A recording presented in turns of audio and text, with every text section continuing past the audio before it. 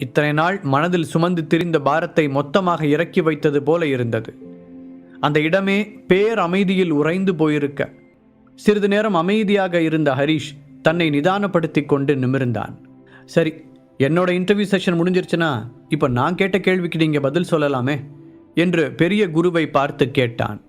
அதுக்கு முன்னாடி நீ இவ்வளோ சிறப்பாக இந்த சோதனைகளை செஞ்சு முடிச்சதுக்கு உனக்கு ஒரு பரிசு தர வேண்டாமா என்ற குரு சேனாபதியை பார்க்க, என்ன பரிசு? ஹரீஷ் குழப்பத்துடன் கேட்டான். நீ எதை தேடி வந்தியோ அது உனக்கு வேண்டாமா? சேனாபதி ஒரு சிரிப்புடன் கேட்டார். அப்படின்னா நான் நினைச்ச மாதிரியே அந்த நாகபட்சினி மூலிகை இங்கேதான் இருக்கா என்று ஆர்வத்துடன் கேட்டான் ஹரீஷ். அதற்கு ஆமாம் என்று தலையை மட்டும் ஆட்டிய சேனாபதி அவனுக்கு கையசைத்துவிட்டு முன்னால் நடக்க ஹரீஷும் அவர் பின்னால் சென்றான். இந்த அறையில் இருந்து வெளியே வந்த அவர் அவனை ஒரு இடத்திற்கு அழைத்து கொண்டு போக அதை பார்த்த ஹரீஷால் மீண்டும் ஆச்சரியப்படாமல் இருக்கவே முடியவில்லை. அவன் முதலில் நினைத்தது போல அந்த கல் கட்டிடம் ஒரு சிறிய வீடு போன்ற அமைப்பில் இல்லை. அதற்குள் ஒரு தனி உலகமே இருந்தது. வனத்திற்குள் வனம் என்பது போல அந்த காட்டிற்குள் இது ஒரு தனி காடாக இருந்தது, அதுவும் மூலிகை காடு. ஹரீஷ் அவனுடைய லேபில் தொட்டிகளில் வைத்து வளர்த்து வரும் எல்லா மூலிகைகளும் இங்கு இயற்கையாக வளர்ந்திருந்தது. அதில் எல்லாவற்றுக்கும் நடுவில் இருந்த ஒரு மூலிகை அவனுடைய கவனத்தை ஈர்க்க வேகமாக அந்த இடத்தை நோக்கி ஓடினான் ஹரீஷ். பார்ப்பதற்கு ராஜநாகம் படையெடுப்பது போலவே இருந்த அந்த செடிதான் நாகபட்சினி மூலிகை என்பது புரிய ஹரீஷ் அதை ஆர்வமாக தடவி பார்த்தான். கிட்டத்தட்ட ஒரு பாம்பின் தோல் பகுதியை தொடுவது போலவே இருக்க ஹரீஷால் தன்னுடைய எக்ஸைட்மெண்ட்டை கண்ட்ரோல் செய்து கொள்ளவே முடியவில்லை. அவனுடைய செயல்களை சாந்தம் தவழும் முகத்துடன் பார்த்து கொண்டிருந்தார் சேனாபதி. ஹரீஷ், ரொம்ப சந்தோஷமா இருப்ப போல திடீரென அவர் கேட்க வேகமாக தலையாட்டிய ஹரீஷ், இருக்காதா பின்ன, இன்னைக்கு என் லைஃப்லேயே முக்கியமான நாள். இந்த லாஸ்ட் 3 டேஸில் நான் கனவுலையும் நினச்சி பார்க்க முடியாத நிறைய விஷயங்களை பார்த்துருக்கேன். அதையெல்லாம் நான் வெளியில் சொன்னால் யாருமே நம்ப கூட மாட்டாங்க. ஏன் கண்ணால் பார்க்குற வரைக்கும் நானே நம்பலையே என்று உற்சாகத்துடன் கூறினான். சில அபூர்வமான விஷயங்கள் எல்லாருக்கும் தெரியாமல் இருக்கிறது தான் நல்லது. அப்போ தான் கடைசி வரைக்கும் அது அபூர்வமானதாகவே இருக்கும். சொன்ன சேனாபதி அந்த மூலிகை செடிகளுக்கு நடுவில் இருந்த கல் இருக்கையில் சம்மணமிட்டு அமர்ந்தார். தன்னிடம் அவர் பேச விரும்புவது புரிய ஹரீஷும் அவருக்கு எதிரில் போய் உட்கார்ந்தான். உனக்கு என்கிட்ட கேட்க கேள்விகள் நிறைய இருக்குன்னு தெரியும், இப்போ நீ அதெல்லாம் கேட்கலாம் என்றார். முதல்ல நீங்களாம் யாரு? என்னை கேள்வி கேட்டாரே, அவர் தான் உங்கள் தலைவரா? அப்புறம் நீங்கள் ஏன் இந்த மூலிகை மருந்தை ரகசியமாக தயாரிக்கிறீங்க? ஹரீஷ் கேட்க, நீ நினைக்கிற மாதிரியே நாங்கள் எல்லாரும் சித்தர்கள் தான். அவர் தான் எங்களோட குரு. அவரோட பேர் ருத்ரவேந்தர். இந்த மூலிகை மருத்துவத்துக்கு அரசர் மாதிரி. போட்டி, பொறாமை, வஞ்சகம், பழிவெறி, பேராசைன்னு எதிர்மறை எண்ணங்கள் நிறைஞ்சு கிடக்கிற இந்த உலகத்தில் அதையெல்லாம் விட்டு ரொம்ப தூரம் தள்ளி இருக்கணும்னு நினைக்கிறோம். அதனால தான் இப்படி ஒரு இடத்த தேர்ந்தெடுத்து வாழ்ந்துட்டு வரோம் என்றார் சேனாபதி. அப்படின்னா என்ன எதுக்காக இங்கே வர வச்சிங்க? ஹரீஷ் அடுத்த கேள்வியை கேட்டான். ஏன்னா நீ தேர்ந்தெடுக்கப்பட்டவன் என்று அழுத்தமான குரலில் சேனாபதி கூற, என்ன தேர்ந்தெடுக்கப்பட்டவனா? எதுக்காக கேட்ட ஹரீஷ் புரியாமல் அவரை பார்த்தான். பொதுவாக ஒருத்தர் தனக்கான குருவை தேர்ந்தெடுத்துக்கிற மாதிரி குருவும் தங்களுக்கான சிஷ்யர்களை தேர்ந்தெடுத்துப்பாங்க. அப்படிதான் எங்களோட குரு உன்னை தன்னோட சிஷ்யராக தேர்ந்தெடுத்திருக்காரு. அதுக்காக தான் சில சோதனைகளை வச்சு உன்னை நாங்கள் பரிசோதித்தோம். இந்த முறை சேனாபதி ஒரு புன்னகையோடு கூற, எனக்கு இதை பற்றி கொஞ்சம் விளக்கமாக சொல்ல முடியுமா என்று கேட்டான் ஹரீஷ். நீ நினைக்கிற அளவுக்கு எல்லா ரகசியங்களையும் இப்போ உங்ககிட்ட சொல்ல முடியாது. அதெல்லாம் உனக்கு எப்போ தெரியணுமோ அப்பப்போ தெரியும். இப்போதைக்கு உன் குழப்பம் தீர்றதுக்கான சில விஷயங்களை மட்டும்தான் நான் சொல்கிறேன். ஒரு நிமிடம் இடைவெளி விட்டார். நீ எப்போவாவது யோசிச்சிருக்கியா, தொழிலதிபரான நீ எதுக்கு சம்பந்தமே இல்லாத மூலிகை மருத்துவத்தில் இந்த அளவுக்கு திறமையாக செயல்படுறேன்னு? ஏன்னா உனக்கான விதியில் இது ஏற்கனவே எழுதப்பட்டிருக்கு. வெறுமனே ஒரு புத்தகத்தை மட்டும் படித்து நீ முதலாக ஒரு மருந்தை தயாரிச்சப்பவே எங்களோட பார்வைக்கு கீழே நீ வந்துட்ட.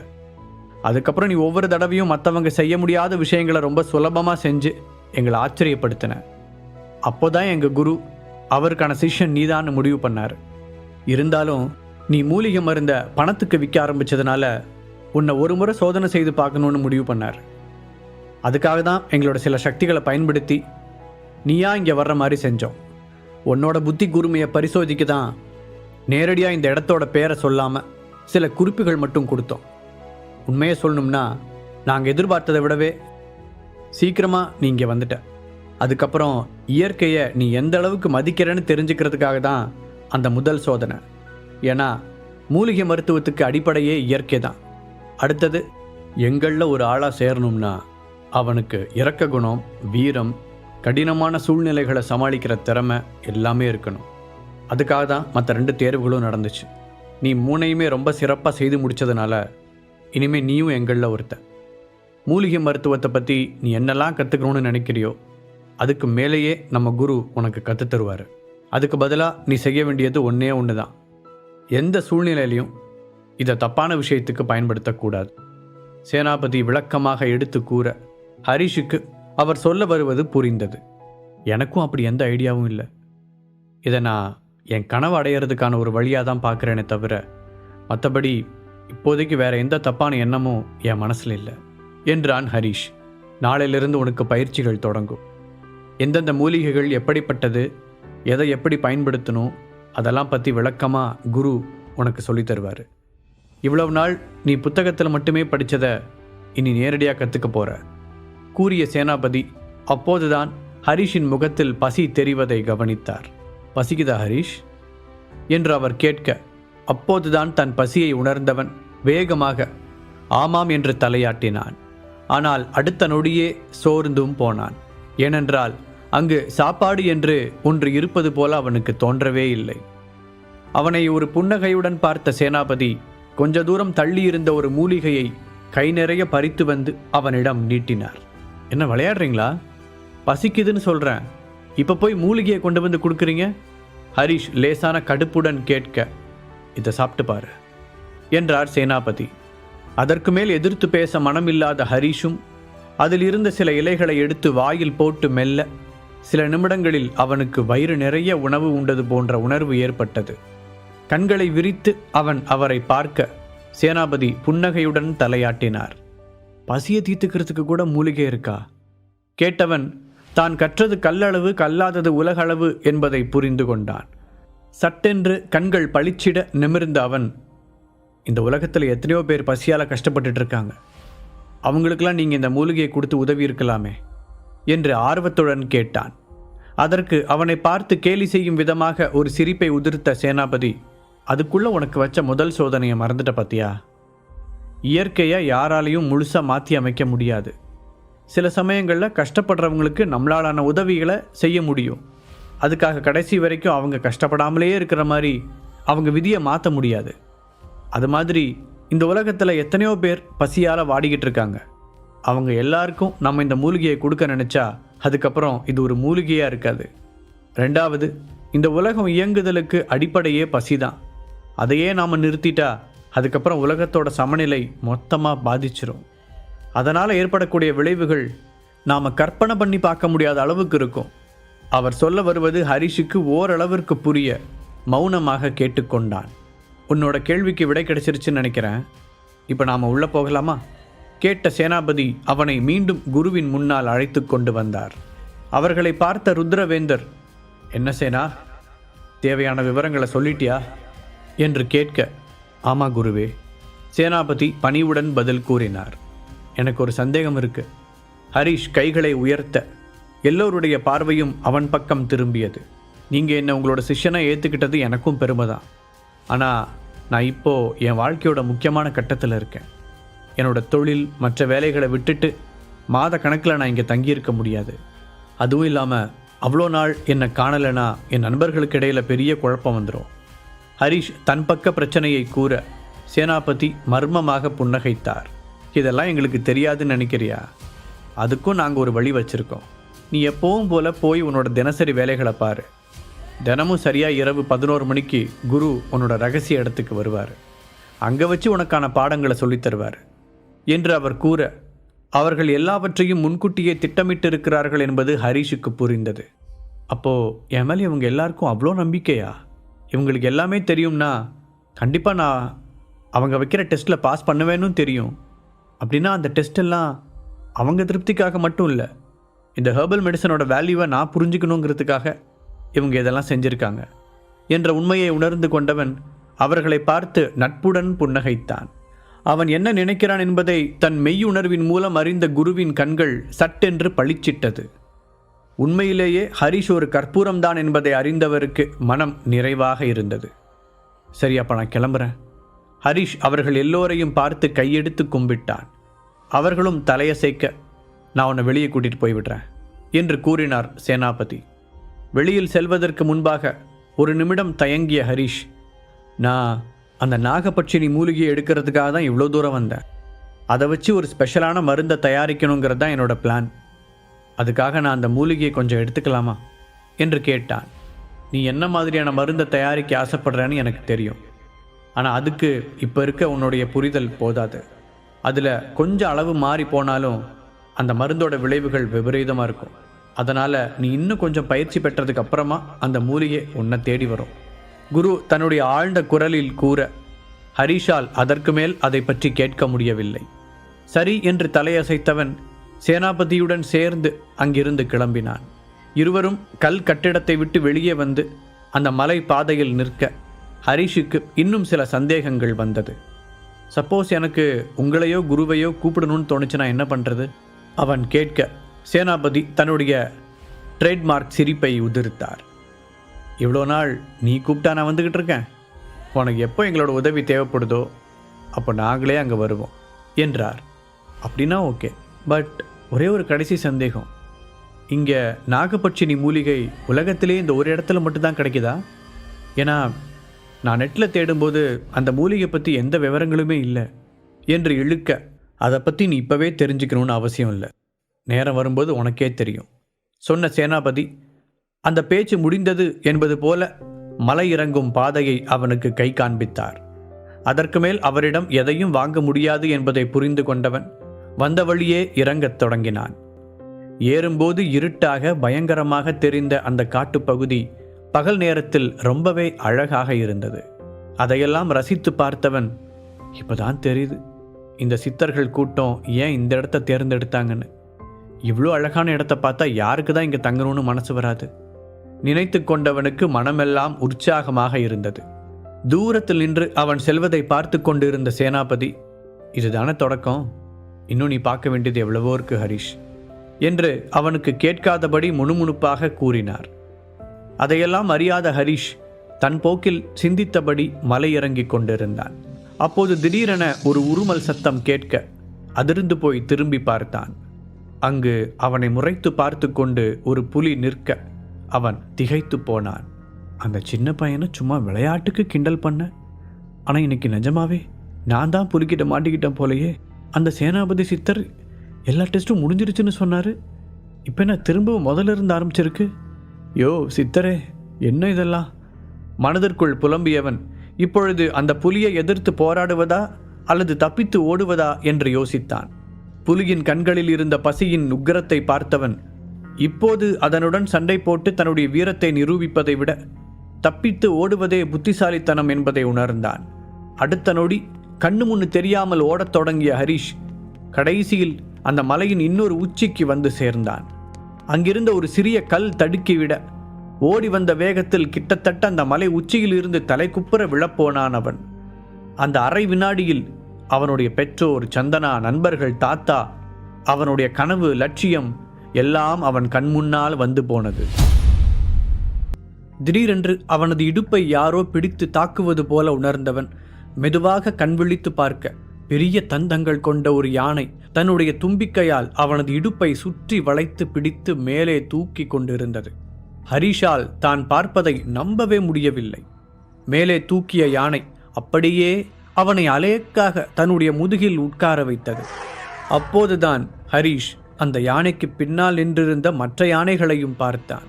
நேற்று அவன் காப்பாற்றிய அதே யானை கூட்டம் இந்த காட்டுக்குள்ள வந்ததிலிருந்து நடக்கிறதெல்லாம் ஒரே மேஜிக்காக தான் இருக்கு. இந்த யானைக்கு எப்படி தெரியும் நேற்று நான் அதை காப்பாற்றினேன்னு? என்னால் இதை நம்பவே முடியல என்று ஆச்சரியத்தில் மூழ்கியவன் அப்போதுதான் தன்னை துரத்தி வந்த புலியின் ஞாபகம் வர அவசரமாக அதை தேடினான். கொஞ்ச தூரத்தில் அந்த புலி திரும்பி நடந்து போவது தெரிந்தது. அவனை துரத்தி வந்த அந்த புலி யானை கூட்டம் குறுக்கே வந்தபோதே பின்வாங்கியிருந்தது. அதை பார்த்து நிம்மதி பெருமூச்சு விட்டவன் அந்த பெரிய யானையின் முதுகில் வசதியாக உட்கார்ந்து கொண்டான். அவனை சுமந்திருந்த யானை கம்பீரமாக முன்னால் நடக்க பின்னால் அதன் கூட்டம் வந்தது. அந்த நிமிடம் ஹரிஷ் பார்க்க அரியணை ஏறுவதற்கு முன்னால் வீதி உலா வரும் ஒரு அரசனைப் போலவே இருந்தான். அந்த காட்டின் எல்லை வரை அவனை பாதுகாப்பாக கூட்டி வந்த யானை கூட்டம் ஒரு குறிப்பிட்ட இடத்திற்கு மேல் நகராமல் அப்படியே நின்று கொண்டது. என்ன நின்னுட்டீங்க? நாம் இன்னும் கீழே இறங்கணுமே? ஹரிஷ் கேட்க அந்த யானை கூட்டம் அப்போதும் அசையாமலே நின்றது. ஓ, எனக்கு இப்போ புரிஞ்சிருச்சு. இதோட உங்கள் எல்லாம் முடியுதா? அதான் இதுக்கு மேலே நகர மாட்டீங்க. ஓகே, நான் இறங்கிக்கிறேன். இனிமே புலி சிங்கம்லாம் எதுவும் வராதில்ல? கேட்டுக்கொண்டே யானையில் இருந்து குதித்து இறங்கிய ஹரிஷ் தன்னை காப்பாற்றிய அந்த யானையின் முகத்தை தடவி கொடுத்தான். அதில் குஷியான அந்த யானை தும்பிக்கையால் மீண்டும் அவனை தூக்க அதன் நெற்றியில் முத்தமிட்டவன் தன்னை கீழே இறக்கிவிடச் சொன்னான். யானையும் அவன் சொன்னபடியே செய்ய அந்த மொத்த யானை கூட்டத்திற்கும் முன்னால் வந்து நின்றவன் இடுப்பு வரை குனிந்து அவைகளுக்கு நன்றி சொன்னான். தும்பிக்கையையும் தலையையும் ஆட்டி அவனுடைய நன்றியை ஏற்றுக்கொண்ட யானைகள் அப்படியே திரும்பி காட்டின் உள்பகுதியை நோக்கி நடக்கத் தொடங்கின. இந்த 2 நாள்ல இன்னும் எனக்கு எத்தனை அனுபவம் காத்துக்கிட்டு இருக்குன்னு தெரியல. வாய்விட்டு சொன்ன ஹரிஷ் கிட்டத்தட்ட அந்த மலையின் பாதி தூரத்தை கடந்து விட்டதை கவனித்தான். அதன் பிறகு மிக எளிதாக கீழே இறங்கியவன் தன்னுடைய கார் நிற்கும் இடத்தை வந்தடைந்தான். அப்போது வரை அவனுக்கு சுத்தமாக பசியே இல்லை. சேனாபதி கொடுத்த மூலிகை எவ்வளவு சக்தி வாய்ந்தது என்பதை புரிந்து கொண்டவன் அதை ஒட்டி சேனாபதி சொன்ன விளக்கத்தையும் நினைத்து பார்த்தான். அவர் சொல்றதும் சரிதான். பசி, தூக்கம், காதல், காமம்ங்கிற அடிப்படை உணர்ச்சியை தொலைச்சிட்டு இந்த உலகத்தில் வாழ்ந்து என்ன பிரயோஜனம்? ஆனால் இந்த மாதிரி ஆபத்தில் மாட்டிக்கும் போது அந்த மூலிகை யூஸ்ஃபுல்லாக இருக்கும். அதை பற்றி மறுபடியும் அவங்க கிட்ட பேசணும் என்று முடிவெடுத்தான். என்ன டவுன்கார தம்பி, காலையில் நேரமாகவே மலையில் ஏறி பரிகாரத்தை முடிச்சுட்டு வந்துட்டீங்க போல என்ற குரல் கேட்டு திரும்பி பார்த்த ஹரிஷ் அங்கு நேற்று இரவு தான் சந்தித்த ஊர்க்காரர் நிற்பதை பார்த்தார். ஆமாம் சார் என்று சிரித்தபடி அவன் பதில் கூற, இனி ஒன்றும் கவலைப்படாதீங்க, எல்லாம் நல்லதே நடக்கும். சீக்கிரமாக உங்களுக்கு கல்யாணமாகி புள்ள குட்டின்னு வாழ்வீங்க. அம்மாவை நம்பிக்கையோடு இருக்க சொல்லுங்க. அப்படியே நான் அவங்கள கேட்டேன்னு சொல்லுங்க என்று அவனது குடும்பத்தோடு நீண்ட காலம் பழக்கம் உள்ளது போல பேசினார். அந்த கிராமத்து மனிதரின் யதார்த்தமான பாசத்தில் நெகிழ்ந்து போனான் ஹரிஷ். நீங்க சொல்றதெல்லாம் சரிதான், ஆனா இதுக்காக நான் புதுசா இன்னொரு கல்யாணம் பண்ண போனா என் பொண்டாட்டி என்னை கொலையே பண்ணிடுவா என்று மனதிற்குள் நினைத்தவன் வெளியில் கண்டிப்பா சொல்றேன் சார் என்று மட்டும் கூறினான். சரிங்க தம்பி, ரொம்ப தூரம் கார் ஓட்டிட்டு போனோம், பார்த்து கவனமா போங்க என்று கூறிவிட்டு அவர் தன் போக்கில் செல்லத் தொடங்க ஏதோ நினைத்து கொண்ட ஹரிஷ் 1 நிமிஷம் என்று கூறி அவரை தடுத்து நிறுத்தினான். என்ன தம்பி என்று அவர் கேட்க, ப்ளீஸ் கொஞ்ச நேரம் வெயிட் பண்ணுங்க, வரேன் என்றவன் வேகமாக ஓடிச் சென்று அங்கிருந்த அந்த சிறிய கடையில் பை நிறைய தின்பண்டங்களை வாங்கி வந்தான். அதை அவர் கைகளில் கொடுத்தவன், வீட்டில் இருக்கிறவங்களுக்கு கொடுங்க சார் என்று கூறிவிட்டு அவர் மறுத்து பேசும் முன் தன்னுடைய காரில் வந்து ஏறினான். அவர் ஆச்சரியத்தோடு அவனை பார்த்து கொண்டிருக்க ஹரிஷ் சந்தோஷமாக அவருக்கு கையசைத்துவிட்டு தன்னுடைய காரை எடுத்தான். இதுவரை அவன் வாழ்க்கையில் சந்தித்த மனிதர்கள் ஒன்று அவன் பணக்காரன் என்று தெரிந்து மரியாதை கொடுப்பார்கள், இல்லை என்றால் உண்மை தெரியாமல் அவனை மோசமாக நடத்துவார்கள். அவன் பழகிய பெரும்பான்மையானோர் அப்படித்தான் இருந்தார்கள். அதனால் அவனுடைய நண்பர்களுக்கு அடுத்து எதையும் எதிர்பார்க்காமல் அவனிடம் அக்கறை காட்டிய அந்த கிராமத்து மனிதரை அவனுக்கு பிடித்து போனதில் ஆச்சரியம் ஒன்றுமில்லை. காரை சென்னை நோக்கி திருப்பியவனுக்கு இந்த உலகமே புதிதாக தெரிந்தது போல இருந்தது. நேராக தன் பிளாட்டிற்கு சென்றவன் ரேவதியை சமைத்து தரச் சொல்லி அவரின் கைப்பக்குவத்தில் வயிறார சாப்பிட்டான். அதன் பிறகு தன்னுடைய அறைக்கு சென்றவன் எதை பற்றியும் யோசிக்காமல் நிம்மதியாக உறங்கி போனான். அடுத்த நாள் காலை எழுந்தவன் நிகிதாவிற்கு ஃபோன் செய்து கம்பெனி பற்றிய விஷயங்களை கேட்டுக்கொண்டே வெளியே வந்தான். அவனை பார்த்த ரேவதி அன்றைக்கு வீடு பார்க்க சென்றபோது திலகா பேசிய விதத்தை ஹரிஷிடம் கூறலாமா என்று நினைத்தார். ஆனால் அதனால் சந்தனாவிற்கும் அவனுக்கும் பிரச்சனை அதிகமாகிவிட்டால் என்ன செய்வது என்று யோசித்து அமைதியாக இருந்து விட்டார். அதே நேரத்தில் ரேவதியின் நல்ல எண்ணத்திற்கு நேர் எதிராக சந்தனாவின் மனதில் ஹரிஷை பற்றிய விஷத்தை விதைத்து கொண்டிருந்தார் திலகா. ஹரிஷ் சொன்னது போலவே நிகிதா சந்தனாவை அழைத்து ஸ்கிரீன் டெஸ்டுக்கு ஏற்பாடு செய்தாள். ஏஜே ஃபேமிலியும் மீடியா லைனில் இருந்ததால் சந்தனாவிற்கு அங்கு நடக்கும் விஷயங்களை பற்றி நன்றாக தெரியும். அதனால் அவர்கள் சொன்னதை ஈஸியாக உள்வாங்கி சிறப்பாக செய்தாள். அந்த நிகழ்ச்சியின் டைரக்டருக்கும் அவள் தொகுத்து வழங்கும் விதம் பிடித்து போய்விட உடனடியாக ஓகே சொல்லிவிட்டார். சொந்த வாழ்க்கையிலும் பிசினஸிலும் மிகப்பெரிய பிரஷரில் இருந்த சந்தனா அந்த வாய்ப்பை பயன்படுத்தி கொள்ள நினைத்தாள். இந்த வேலை அவளுக்கும் பிடித்திருக்க கொஞ்ச நாள் பிசினஸில் இருந்து விலகி இதில் மட்டும் கவனம் செலுத்த முடிவு செய்தாள். ஹரிஷிடம் இதை பற்றி பேசலாம் என்று நினைத்தவள் இதுவரை சந்தனா செய்ய நினைத்த எதையும் அவன் தடுத்ததில்லை என்பதால் அதற்கு மேல் தயங்காமல் அந்த வேலையில் உடனடியாக சேர்ந்தாள். தியானா மீடியாவைச் சேர்ந்த அந்த பிரபலமான தொலைக்காட்சி சேனலில் அவள் தொகுத்து வழங்கிய லைவ் நிகழ்ச்சி முதல் நாளே மிகப்பெரிய ஹிட் அடித்தது. நிகிதா ஹரிஷிடம் அந்த செய்தியை பகிர்ந்து கொள்ள அவனும் சந்தனாவிற்காக சந்தோஷப்பட்டான். அந்த ஹாஸ்பிட்டல் பிரச்சனையை இருவரும் ஒரு வழியாக பேசி தீர்த்திருக்க இப்போது மறுபடியும் சந்தனா ஏன் அவனுடன் பேசுவதை தவிர்க்கிறாள் என்பது ஹரிஷுக்கு புரியவில்லை. விக்டருடன் பழகுவதற்காக போலீஸ் ஸ்டேஷன் போய்விட்டு வந்த பிறகு திவ்யாவிற்காக அடிபட்டது, மூலிகையை தேடி மலைக்கு சென்று வந்தது என அவனும் பிஸியாகவே இருந்ததால் சந்தனாவை நேரடியாக சந்தித்து அவனால் பேச முடியவில்லை. அது கடைசியில் திலகாவிற்கு சாதகமாக அமைந்தது. அந்த சிறிய காஃபி ஷாப்பிற்குள் நுழைந்த சந்தனா கண்களால் தன் தாயை தேடினாள். அவளை பார்த்ததும் கையசைத்து அழைத்த திலகா சந்தனா எதிரில் அமர்ந்ததும் வாயெல்லாம் பல்லாக சிரிப்புடன் பேசத் தொடங்கினார். சந்தனா, நீ டிவி ப்ரோக்ராம் பண்ண போறேன்னு என்கிட்ட சொல்லவே இல்லை. உன்னை சேனலை பார்த்துட்டு எவ்வளோ பேர் எனக்கு கால் பண்ணி கேட்டாங்கன்னு தெரியுமா? ஃபர்ஸ்ட் எபிசோட்லேயே நீ ரொம்ப ஃபேமஸ் ஆயிட்ட. அதை நினச்சி நான் ரொம்ப சந்தோஷப்படுறேன் என்று திலகா சந்தோஷமாக பேசிக்கொண்டே போக சந்தனா எந்த ரியாக்ஷனும் இல்லாமல் அமர்ந்திருந்தாள். இதுக்கு தான் என்ன வர சொன்னீங்களா? சரி, நீங்கள் பேசி முடிச்சிட்டிங்கன்னா நான் கிளம்பலாமா? அவள் முகத்தை கடுகடுவென்று வைத்துக்கொண்டு சொல்ல, நீ ரொம்ப மாறிட்ட சந்தனா என்றார் திலகா. அம்மா, ஆல்ரெடி இதை பற்றி நம்ம நிறையா பேசியாச்சு. நான் ஏற்கனவே நிறைய நொந்து போயிருக்கேன். இப்போ நீங்களும் சேர்ந்து என்னை கஷ்டப்படுத்தாதீங்க என்றவள், என்னதாம்மா வேணும் உனக்கு என்று ஒரு சலிப்புடன் கேட்டாள். நீ நினைக்கிற மாதிரி எனக்கெல்லாம் ஒன்றும் வேண்டாம். ஆனால் உனக்கு தான் ஒரு முக்கியமான விஷயத்தை சொல்லிட்டு போகலான்னு வந்தேன். நீ பெருசா உலகத்தில் இல்லாத புருஷன்னு பெருமை பீத்திக்கிறிய. அவன் என்ன காரியம் செஞ்சு வச்சிருக்கான்னு தெரியுமா? ரவுடி மாதிரி ரோட்டில் ஒருத்தன் கூட சண்டை போட்டுட்டு ஜெயிலுக்கு போயிட்டு வந்திருக்கான். அதை பற்றி உன்கிட்ட ஏதாவது சொன்னானா என்று திலகா நக்கலாக கேட்க சந்தனா அதிர்ந்து போனாள். சத்தியமாக அவள் இதை எதிர்பார்க்கவில்லை. திவ்யாவிற்காக அவன் அடிபட்டு ஹாஸ்பிட்டலில் இருந்த விஷயம்தான் அவளுக்கு தெரியுமே தவிர அதற்கு முன்பாக அவன் ஜெயிலுக்கு போய்விட்டு வந்தான் என்ற விஷயம் உண்மையிலேயே அவளுக்கு பெரிய அதிர்ச்சியை தந்தது. கூடவே ஏமாற்றமாகவும் இருந்தது. அவளுடைய ரியாக்ஷனையே பார்த்து கொண்டிருந்த திலகாவிற்கு இந்த விஷயம் இதுவரை சந்தனாவிற்கு தெரியவில்லை என்பது புரிந்தது. சந்தனா இப்படி திடீரென்று டிவி ஸ்டார் ஆவாள் என்று எதிர்பார்க்காத திலகாவின் மனதில் புதிதாக சில ஆசைகள் முளைவிட்டு இருந்தது. அதன்படி இப்போது எப்படியாவது அவளை மறுபடியும் தன்னுடைய வீட்டிற்கு வரவழைத்து விட்டால் சந்தனாவின் பிரபலத்தை வைத்து சொந்தக்காரர்களின் மத்தியில் பெருமையோடு வாழலாம் என்று கனவு கண்டார். ஆனால் சந்தனாவை எப்படி கன்வின்ஸ் செய்வது என்று அவர் யோசிக்க அப்போதுதான் அவருக்கு லட்டு போல ஒரு செய்தி கிடைத்தது. அதுதான் ஹரிஷ் ஜெயிலுக்கு போன விஷயம். ஹரிஷ் கடை வீதியில் வைத்து கயல்விழி சொன்ன நபரை அடித்தபோது அந்த இடத்தில் திலகாவின் உறவினர் ஒருவரும் இருந்தார். அவர் எதேச்சையாக நேற்று திலகாவை சந்திக்கும் பொழுது, என்ன திலகா, ஜெயிலுக்கு போனவன் மருமகன் வந்துட்டாரா என்று கேட்க திலகாவிற்கும் இதே போல அதிர்ச்சியாகத்தான் இருந்தது. என்ன உளறிட்டு இருக்கீங்க என்று அவள் கோபமாக கேட்க, நான் உளர்றேனா? போலீஸ் வந்து உன் மருமகனை ஜீப்பில் ஏற்றிட்டு போனதை நான் தான் என் 2 கண்ணால் பார்த்துட்டு இருந்தேனே என்றவர் அன்று மார்க்கெட்டில் நடந்த எல்லாவற்றையும் கண் காது மூக்கு வைத்து திலகாவிடம் சிறப்பாக வத்தி வைத்து விட்டு சென்றிருந்தார்.